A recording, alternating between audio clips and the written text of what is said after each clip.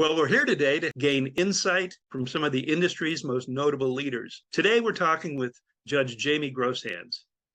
Justice Groshans was raised in Brookhaven, Mississippi, and graduated cum laude from the University of Mississippi Law School. During law school, she clerked for the Civil Rights Division of the Department of Justice in Washington, D.C., and the United States Attorney's Office for the Northern District of Mississippi. Following admittance to the Florida bar, she served as the Assistant State Attorney for the Ninth Circuit of Florida in both the misdemeanor and felony divisions, and tried numerous criminal jury trials. Justice Groshans later entered private practice and founded her own law firm and focused on family law, criminal defense for nearly 10 years. During this time, she also served, interestingly, as an adjunct professor at Valencia College, where she taught hospitality law for the Hospitality and Tourism Management Program. Very interesting.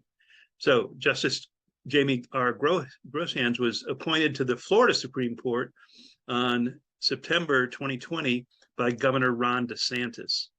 Previously, she was appointed to the Fifth Circuit Court of Appeal in 2018 by Governor Rick Scott. Prior to that, to the appellate court, she served as an Orange County court judge in the Ninth Judicial Circuit of Florida, and she presided over criminal trials and civil matters. So, Justice Groshans, welcome. Thank you. It's wonderful to be here. Thank you for having me. Well, we're so grateful for your time, etc. Of course. So you've had an amazing and hugely successful career. How did you get started on a path to law school from Brookhaven, Mississippi? Well, it was a lot of wrong turns along the way, I would say. But until I went to law school, I had never met a female attorney. There were none practicing in Brookhaven when I was growing up there. I had certainly never met a female judge. Professor, you are familiar with Brookhaven. There's pretty much one judge that covers about 4 counties. And so it was a very different world. And it really was one of those things. I was looking to, what I wanted to do post-college. It was kind of a difficult time in the market and things like that. And I was considering, I had done a little bit of work and just trying to figure out what was next. And I decided I was going to go in the civil service. And I wanted to work for embassies overseas with the government and do all that. And so I was looking at that, and they said, we really accept people, prefer people that have a law degree. And I thought, well, I guess I'll get a law degree. And so I did that. And so I went to Ole Miss and started that path. Turns out, never even applied to the civil service. So life took a completely different turn for me. But that's how I got there. And there you go. So not an ambassador yet, but still maybe in the future. We're working on that. Hey, you don't know what's around the corner, right? Exactly. All right. Well, how did you become an adjunct professor in tourism law? What led you to that? Well, it had actually happened pretty early in my career. I had practiced a little bit. I was maybe a 2-year attorney when I met the dean at Valencia in charge of the hospitality program. And I'm sure, as many of you know, because I think you guys are from all over, the hospitality industry in Orlando is the number one thing around here. So yes, it's the Super Bowl of tourism and hospitality. And so, I'm coming from Mississippi, which I don't know if you guys know, this is the number one tourist capital of the world. And so I didn't really ever think about all of the things that went into hospitality. But this dean said, hey, we really like to have a lawyer teach a class, just an overview of how the law relates to the hospitality industry. And I said, I think I might like to do that. And it let me teach for the first time ever. I had never taught before, really, in that kind of environment, and I really wanted to try it. And so I did, and I ended up teaching that class, I believe, 8 years. I had three babies teaching that class. That's how I can remember. Oh. So I remember taking the babies to the class 3 times. And so, I taught that 3 semesters. Sometimes I taught it two classes in one semester because it was a popular course. It was not required, but it was highly encouraged for their major. And I think I got a reputation as being someone who prepped you well for your tests. So it was a good it was a good class to take. Plus, I bet it was very interesting, and that's always the We mark of it. tried. I tried to make it interesting and and talk about all the different things, but you never think about how much of law interacts with this industry, whether it's, Mhm. negligence or contract law or an employment law or all those type of things. And so we talked a lot about the interplay in that, and it was a great experience. I miss it. That that sounds fabulous. And I wrote on negotiations and agreements, and that certainly relates to it. And we were talking the story of Euro Disney. And from my perspective, because I was there in those days, Right. and we tried to impose an American style of negotiating and agreements with a European model that went against 180 years of the travel industry. Mm, And Euro Disney crashed. So it's a fascinating study that is, sometimes. that is. So I appreciate your perspective on that. So let's talk about leadership, because that's a big deal. My MBA at Belhaven was a concentration in leadership as well. You've worked for and seen a lot of excellent leaders over the years. What are some of the qualities and attributes that you've admired most and tried to emulate? Mm. I think, I have had the You don't have to opportunity. name names No, I want if you no don't names. want to. I want no names, but I'll give attributes. And this is what I think is the best thing about leadership is a lot of times when you think leadership, you think on such a big scale, right? You're running a Fortune 500 company, you're running a state. A country, those type of leadership things, which are wonderful. But a lot of us don't get that scale of opportunity, but instead what we get is an opportunity to lead where we've been placed, wherever that might be. Yeah. And so I am so grateful for the people in my life who led where they were, whether they were leading by example or leading by mentorship or by instruction, however that might be. I just always really appreciate those people who take those qualities just as seriously, leading something small as something that people might think is a big deal. And so some of the qualities that I have always admired, first of all, and above all, is integrity, the ability to stand by your word, to say things that are truthful, even when they hurt your own interests. That's a big thing in law, is that sometimes, clients wish for you to say things that may not need to, or represent things. And I always say clients come and go, but your reputation is with you forever. It's the same thing in your industry. Your reputation will follow you for years, much farther past the current job you have. And so that's one quality, just that integrity, a commitment to being a truthful person, a person of your word, a person who does the things that is required, whether it's showing up on time or getting a project done when it's required. All of those type things are things of leadership. I think another big thing is humility. That is such an important characteristic of someone in leadership. A lot of people think, that judges, for instance, they might have a lot of power or think they control a lot. And in reality, a judge is there to serve the people. I mean, that is our actual job, of public servants, of the state to the people of the state. And people who really have that mentality of servant leadership, who understand that, you are there to make your company successful or your project successful or the people that work with you successful. I think those are the people that really have stood out to me as excellent leaders in their field. So those are a couple of things that I can think of that might. Oh, that's fabulous. That is hits it on the mark. And I really like what you said about, it follows you. Your reputation is what you Always. have, and that's who you are, and the character counts. So Always. awesome. That was really, really good. Don't know if you'd really be willing to share this, because it might be good, it might be a little tough, but was there a crisis point in your career or a challenge you faced? Because, we all can tell our story, and I can give you two versions. I can tell you the one of, all of my successes, which I did at the beginning and all the stuff. And you said, oh, wow, you've had a great career from Macomb, Mississippi to, to Disney, to Right. Universal. Right. So that's great. I could tell you the other side of There's always the other side.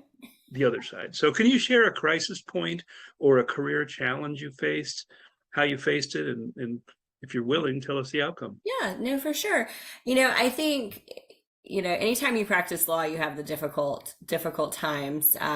Anytime you work hard for something and it doesn't pan out, that's one of the hardest things when you've really tried, and it doesn't happen. There was a time, we always kind of laugh about this one. So this has a funny side of it too.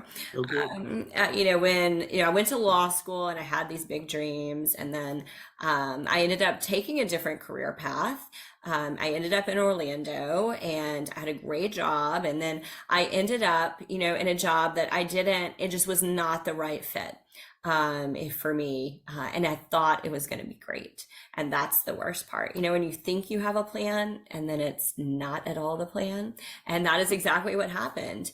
And it just turned it, it was not a good situation for anyone. I ended up leaving the job, and it was, of course, during the recession, like the worst time. There was a government freeze. Like, you couldn't even get hired by the government in Florida. It was a terrible timing, and I just remember thinking, what is next for me? And I really gave up on the inside. I looked into all sorts of non-legal jobs, and I applied to manage the Pottery Barn. Locally. Well, you get discounts. Come on, I wanted that's the a good discounts. job. I loved interior design. I was like, you know what? Forget law. This is like, I don't want to do this. And it would turn out in this case, it was my husband, who also a lawyer, and said, Jamie, I really think that you wouldn't have made it this far in life doing all of these things, and everything has been so clear that this was the path that you were on, for you to maybe take this huge change right now. What he didn't say is, and you still have to pay off those student loans. But he really said, I think, and that it was just kind of that moment of him saying, I think, this is, even though it's tough, and even though you're in this, sort of situation that there doesn't seem to be a bright side right now, stick with it. I think there's something out there.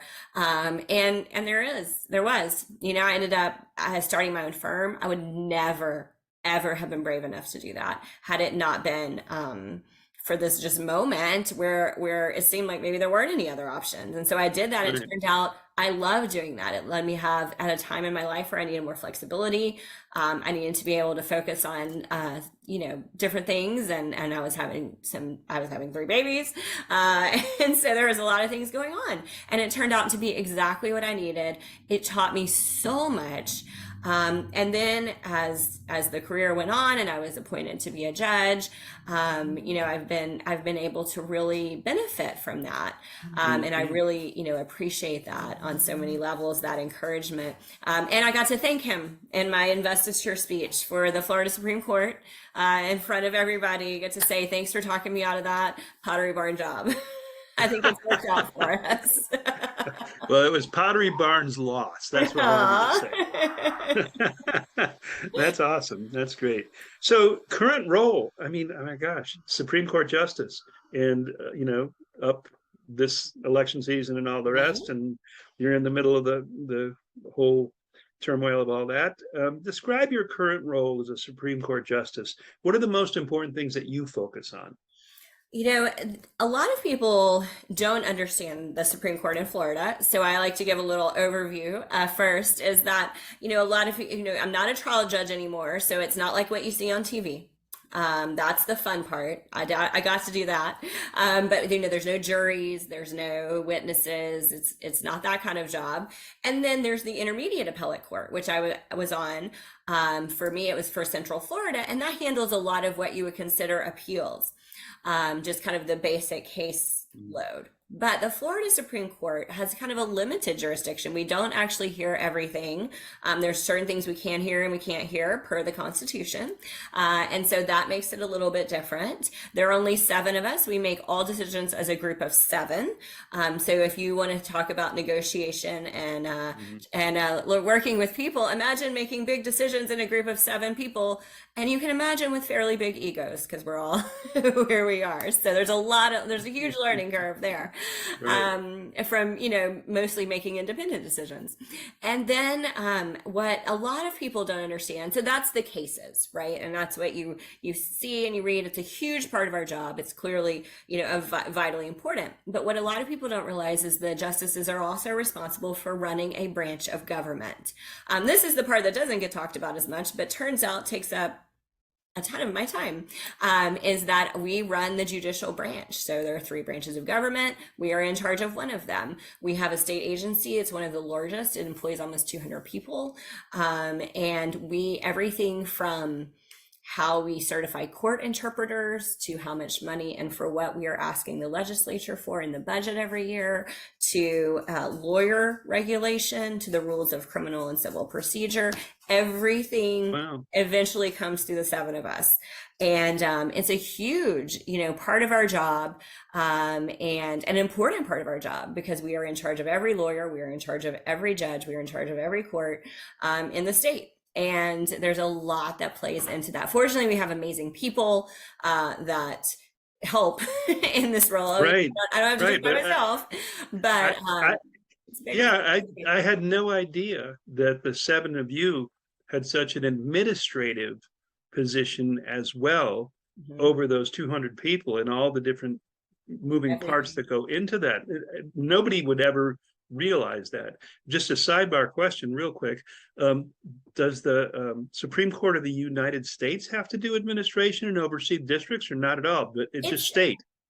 Well, they have some responsibility, but it's a little bit different because they're it's the federal government. And so they're more, so yes, I do believe that they have administrative duties as it relates to the circuit and district courts.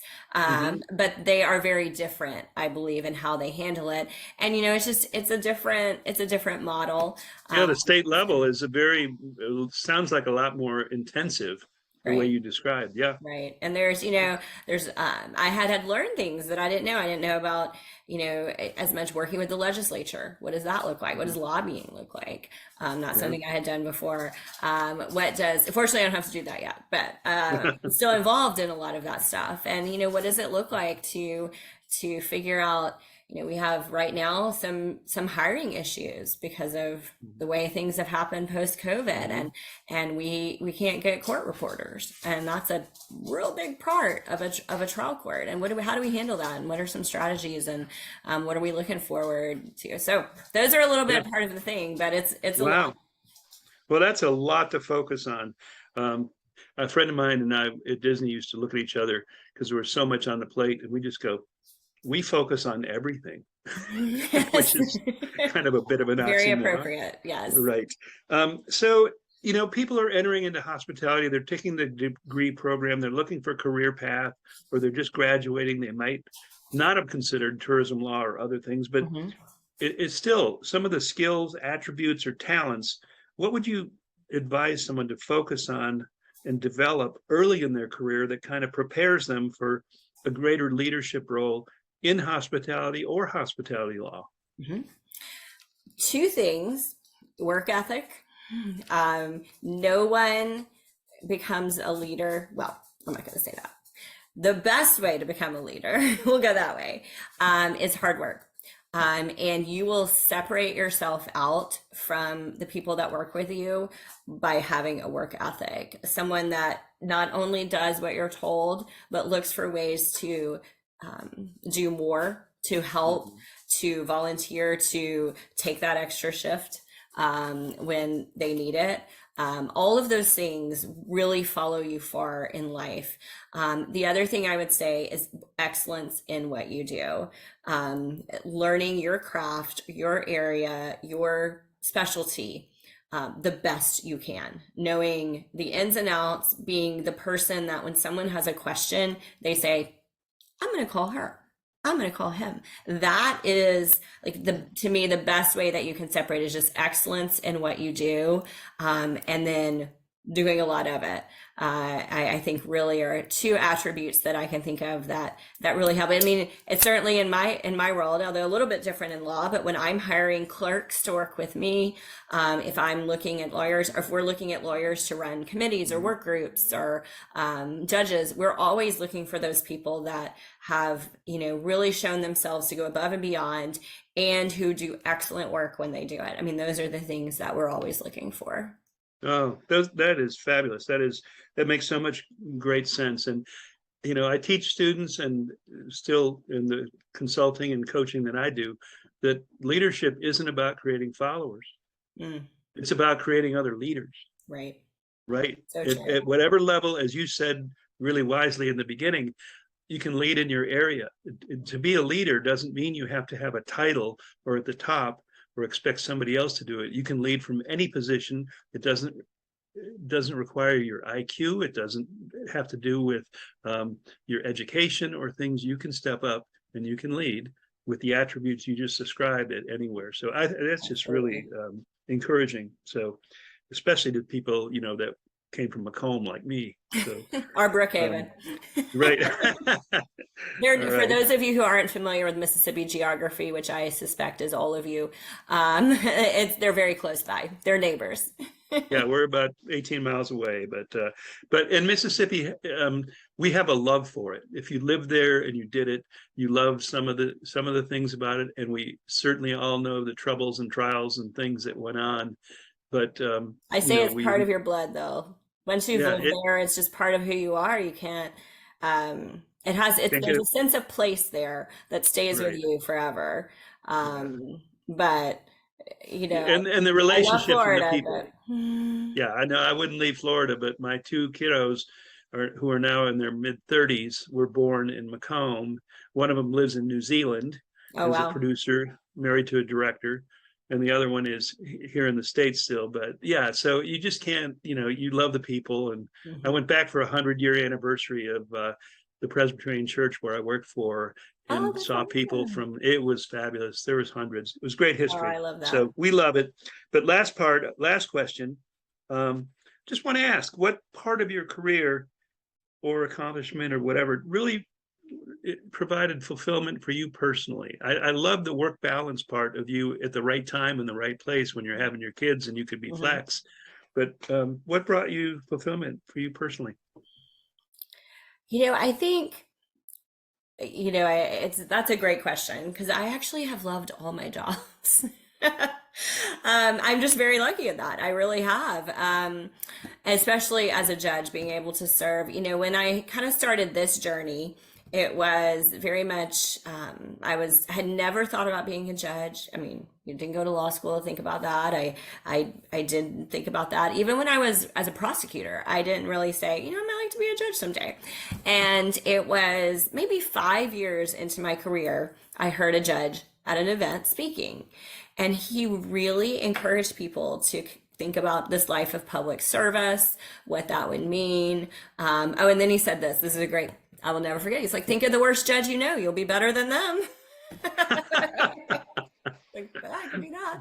Great. And so, that was really, I think I looked, my husband, and I said, I think maybe I might like to do that someday. And in my mind, it was years and years away. And so, but I started then thinking, okay, if I'm going to be a judge, what kind of things do I need to know? And my first one was, I need to know what I think about what a judge is supposed to do. So for me, that meant, what is my philosophy of judging? What do I think the role of a judge is? There were a lot of things that, kind of were part of that. The second thing was kind of going back to that excellence. I wanted to be the best lawyer I could be, so that when people called the judges I was in front of to say, what do you think about Jamie Groshans for this job or this, appointment, that they would be able to say, yes, when she comes in, she's prepared, she knows the law, those type of things. That was very important to me. And so I kind of went through that and was able to get the appointment to the county court role back in 2017. And that really was such a huge moment For me, it was a complete career shift, of course, into this life of being a judge. It's no one really can tell you or prep you for that. It's a very different feeling. I remember the first time I walked in a courtroom, all rise and you sit at the bench, and just the weight of the responsibility is there. But I do think that job, being county court judge, was probably just so fulfilling for me, because that, for those of you who don't know, that's the people's court, right? That's the misdemeanor criminal, everything from DUIs to petty theft to driving while your license is suspended. So kind of the misdemeanor level of crimes, and then small civil matters. But that is a lot of people's only interaction with the court ever, is when they come in and see a county court judge. And sometimes I had 100 people in my courtroom at one time, and trying to manage that and learn to be very patient. A lot of people don't speak English as their first language. So learning to work with a Cantonese interpreter on the phone while you're trying to explain, what it means to give a plea. Right, to somebody. I mean, these are all things that I learned and experienced that so prepared me. I'm the only person on the Florida Supreme Court that was a county court judge. And so I'm the only person on the Florida Supreme Court that owned my own law firm. I have some very unique perspectives that I now bring to this job. But I truly think that might have been kind of the most fulfilling, was that first judicial role, and one that really understood the impact that the legal system has on the average American, and what that looked like. And so, wow, that would be my answer. Yeah, that's fabulous. And just as you talked about serving well, you serve really mostly part of just middle America, people, ordinary folks, that they get caught up or make mistakes and do stuff, and it's your job to uphold the law, but also to encourage and help them to move forward and do, because that's what your service is all about. And I know it was probably a big moment too when Governor DeSantis appointed you to the Supreme Court, which is, that was a big day. That was a big day, because there's only 7 people that get to be there. I'm just saying. Yes, I am the 91st in the history of Florida. So we have not even hit 100 justices yet. In the whole history of Florida, and I am the 5th woman to serve in this role. So it was, that's a huge day. This job is very fulfilling. Don't tell Governor DeSantis that county court was great too, though. Okay, yeah, we don't want any moving back there, but no. Grateful for your service and all that, and I'm extremely grateful that you can encourage Belhaven students in hospitality and other to think about a bigger path, and maybe they probably need to go to Ole Miss Law School, because Napoleonic Code at LSU is a whole different ball of wax. Yeah, only if you're going to practice in Louisiana. Exactly right. All right. Well, thank you for this. Thank you so much. I really appreciate everything.